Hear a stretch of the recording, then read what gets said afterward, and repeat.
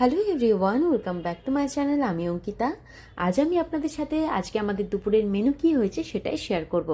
তো প্রথমে শুরু করা যাক তেতো দিয়ে। এখানে রয়েছে করলা ভাজা।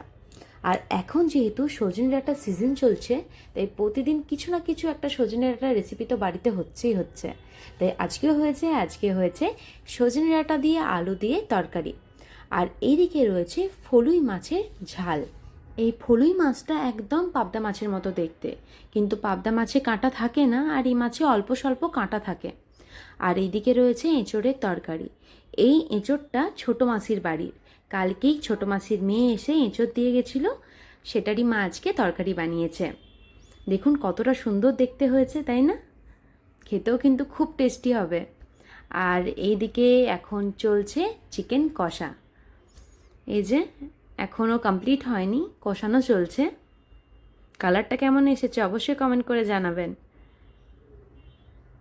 আর এইদিকে রয়েছে গরম গরম ভাত। তো এই হচ্ছে আজকে আমাদের দুপুরের মেনু। আজকে আপনাদের দুপুরের মেনুতে কি কি আছে সেটাও অবশ্যই কমেন্ট করে জানাবেন। সকলকে ধন্যবাদ।